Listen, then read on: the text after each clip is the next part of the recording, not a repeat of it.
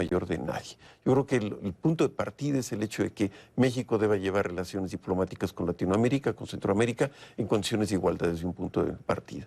El segundo criterio es que hay una mano extranjera al continente, a la zona de Latinoamérica, que impide su vinculación. Yo creo que no es así. Hay relaciones comerciales, hay grupos de interés, hay factores endógenos en cada país de carácter económico, de carácter social, de carácter político, que provocan, desean preservar su soberanía y su voz como una nación independiente. Y el tercero quizá es el hecho de que no existe un proyecto conjunto de la visión latinoamericana como tal. A pesar de que Helio Yaguaribe y algunos otros como Raúl Prebisch en su momento han hablado de la integración latinoamericana, no deja de ser una buena utopía, más que un hecho que tenga características concretas de integración. Entonces, quitando esos tres elementos que han venido distrayendo la relación de México con Centro y Sudamérica, yo creo que el punto de partida de una agenda bilateral es muy importante. La Alianza del Pacífico está generando un momento muy atractivo, muy interesante, sobre todo porque nos da un diálogo muy profundo en términos de contenido. Hay que revisar las estructuras habaneras, hay que revisar las estructuras fiscales, hay que revisar las estructuras de trabajo día a día en términos de impartición de justicia para la actividad económica, para la actividad de negocios. Y yo creo que esto va a permitir que México vaya teniendo una relación más activa con Latinoamérica. No todo es hacia el norte. Yo creo que México tiene que también darse cuenta que hay una gran oportunidad económica y una gran relación quizá interesante y también pues muy afectiva en términos de vínculos históricos. Hay como dos temas ahí como colaterales. Uno, el tema del narcotráfico siempre es un problema. México, Colombia, México, Colombia. El día de ayer una revista de circulación nacional en nuestro país habla de que las FARC tienen algún apoyo con grupos mexicanos. Existe también estos antecedentes acerca del uso de los herbicidas, el glifosfato, que durante muchos años, casi 40 años, lo venía utilizando Colombia, ahora ya lo dejan de utilizar, y esto implica pues una estrategia distinta, ¿no?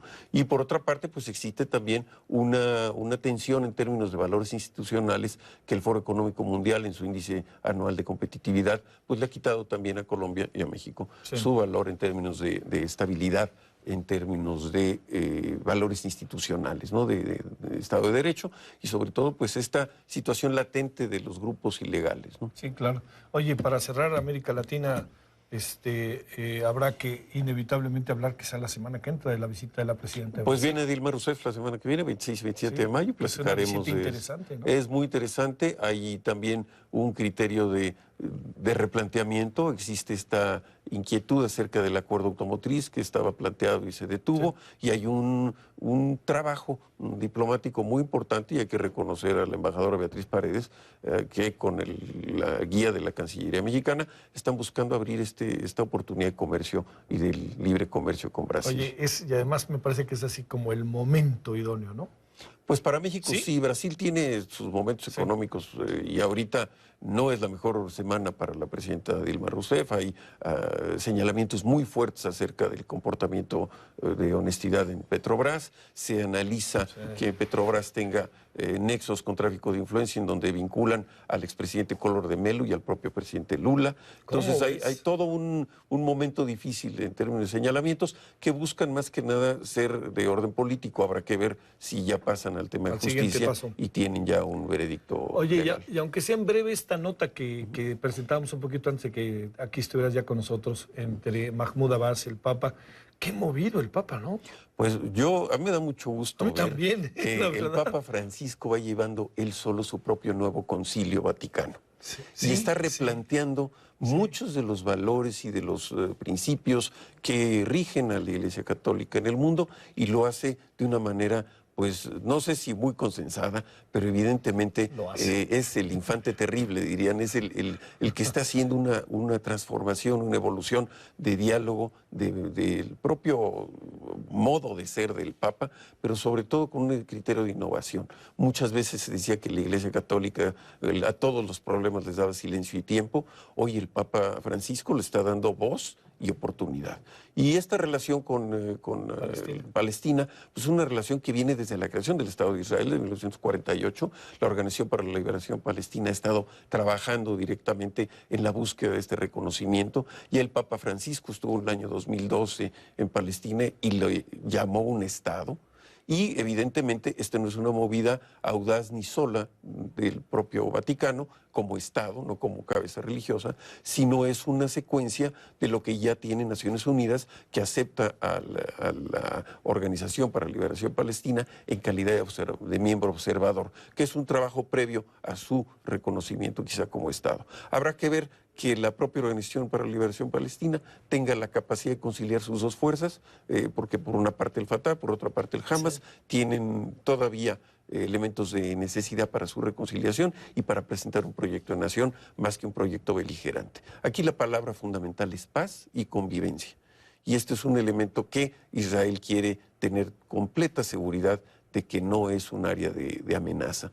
Israel se siente muy amenazado y lo vive cotidianamente con esta presión pues muy inmediata en términos de fricción fronteriza y de fricción social, fricción económica. Hay debates muy delicados en Israel con los palestinos respecto a la oportunidad de suministro de agua en los distintos asentamientos de las colonias palestinas. Sí. Yo creo que hay mucho que definir, pero ojalá se pueda resolver mediante un proyecto de reconciliación. También ya la Casa Blanca ha dado pasos en ese sentido, y es un nuevo diálogo como un punto de partida al replanteamiento de la relación de estos países de Occidente con el mundo árabe. ¿Se molestará mucho Israel en todo este proceso, la comunidad judía, o lo tendrá que entender como parte de, ahora sí que el devenir histórico?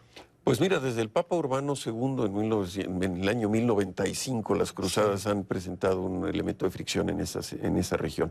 Necesariamente el nuevo Estado de Israel, Benjamín Netanyahu, no es ninguna dama de la caridad, es un hombre de una muy clara y muy severa posición, pero yo no dudo de que tenga que estar en la mesa de negociaciones Israel y que, repito, la palabra sea paz y convivencia, ¿no? Eso sería bueno. Sí. Por eso, debe de ser una buena visita la de la presidenta.